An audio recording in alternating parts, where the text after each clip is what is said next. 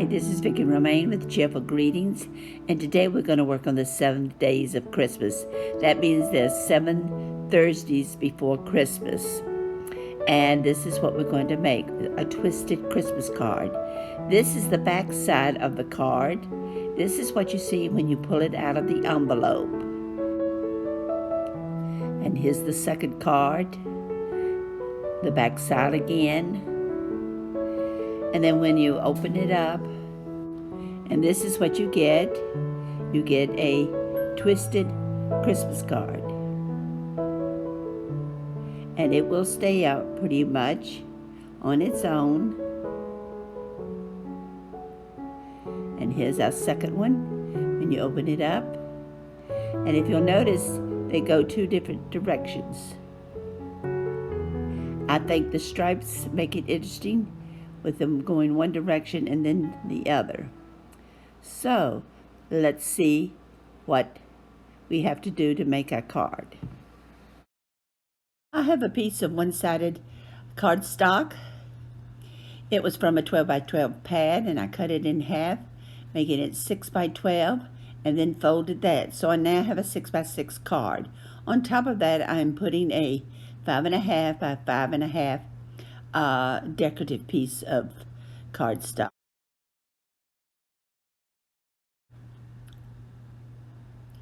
I'm putting on the designer cardstock with Elmer's rubber cement. And you will notice that from time to time I lay my bottle down. And the reason being, I'm out. And I'm trying to scrape the bottom there to finish this tutorial. And then I will go out and get me another jar of Elmer's.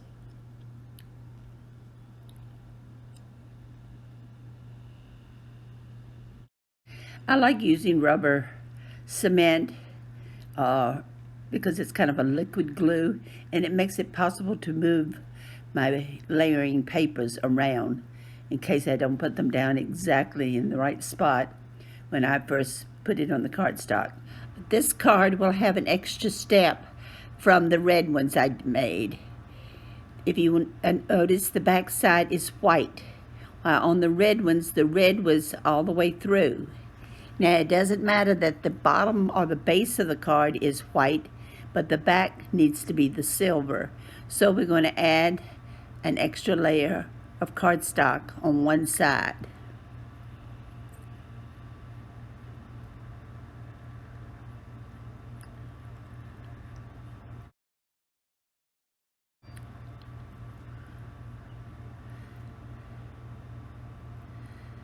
And I want to place it on here and adjust it so that there is no white edge showing at all, because I don't want it to look like it's 2 layers.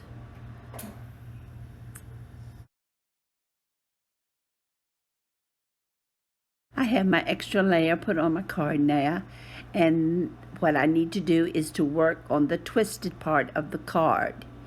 And so I will need my scoring board for this, or you can use a ruler, but I prefer to use the scoring board. So I will show you how I get it lined up.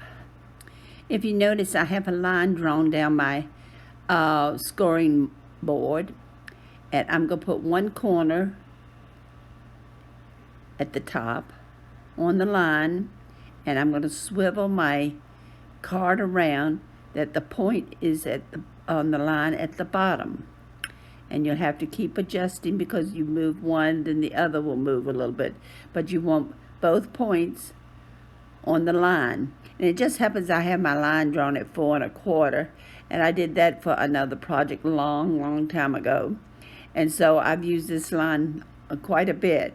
Now, if you don't like using the scoring board, or if you don't have one, you can use a ruler the same way. I scored my card from the top side inside to the bottom outside. You can do the reverse and do it from the outside at the top to the inside at the bottom. It depends on which way you want your card to twist. Take the part of the card that has been scored and fold it to the back. Fold on the scoring line. Take your time and make sure all the edges are even, because if they're not even, your card will not sit up. So you actually are making a triangle out of that part of your card. Take your bone folder, if you have one, and crease the edges. This cardstock is a little heavy, so it's a little more difficult to fold than that cardstock that I made the red ones out of.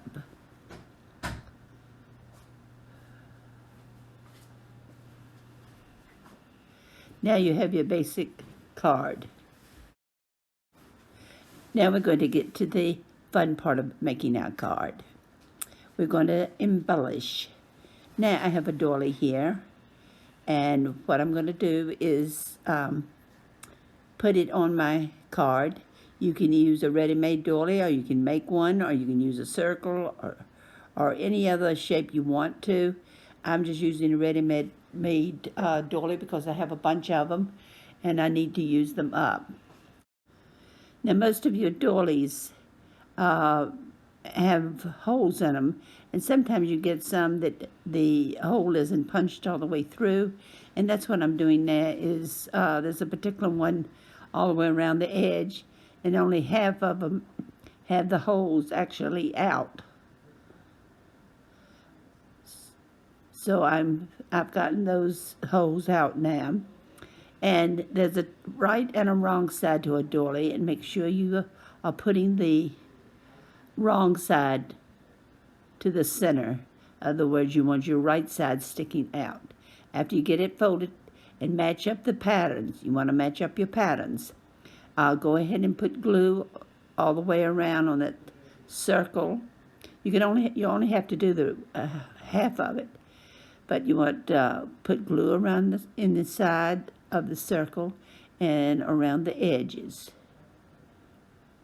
Try to get as much on the doily as you can without having a lot going through the holes.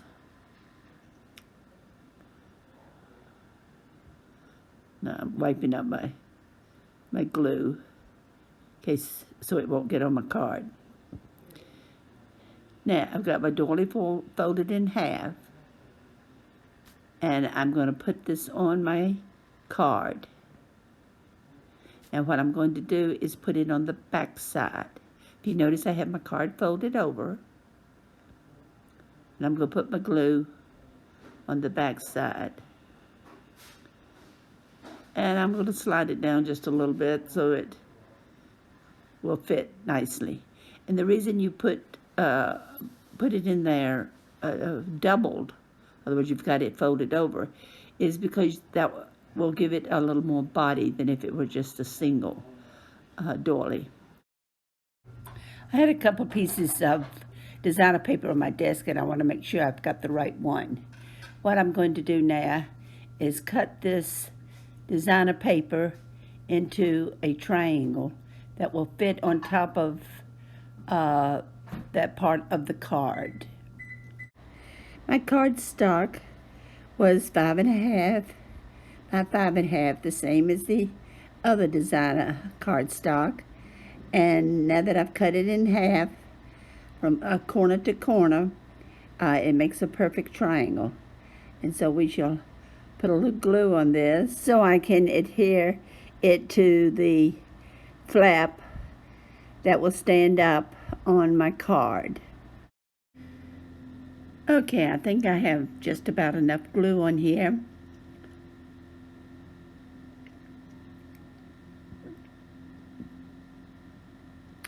We'll put this triangle on top, and it fits perfectly because it's half of a 5.5 inch square.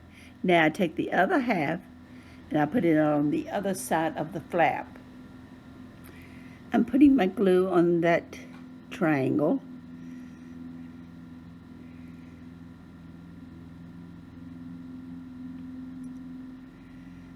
And it fits perfectly also. So our card is pretty much finished, with the exception of putting some more embellishments on. This is a piece of lace. It's made out of paper, and it was made from a border punch. And I think that will give a finished touch to this card where the doily hits the card. So we shall put a little glue on the long part of the triangle and put our lace on it.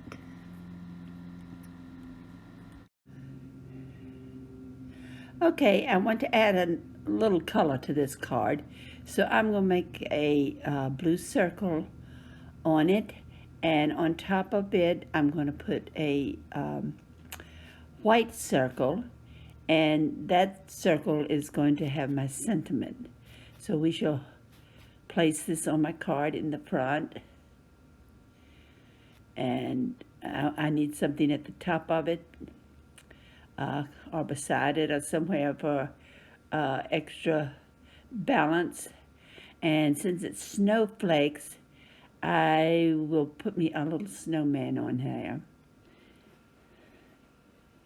I have a number of choices here. There's so many little snowmen on this set of stickers.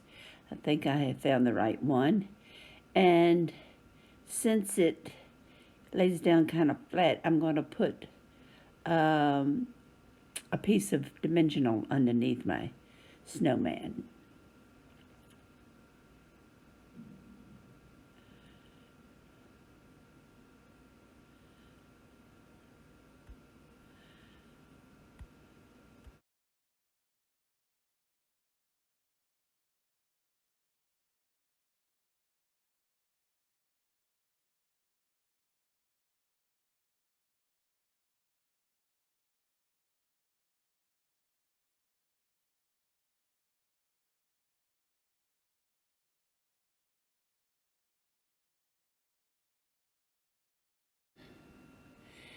I have some snowflake stickers, which are also three-dimensional, and I'm going to put them in between the snowflakes instead of right directly on top. And I'm putting them both on the triangle and the base card, and that will give the appearance of more of a three-dimension background.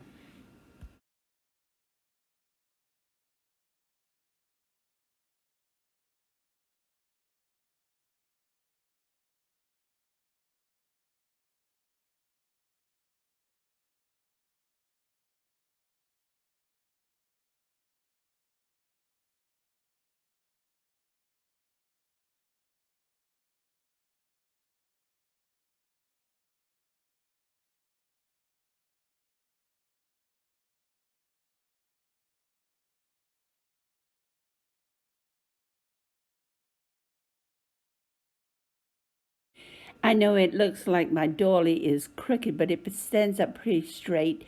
It is the angle of the camera that's making it look like it's bent over. But when you look at from the front and all, it stands up nice and straight.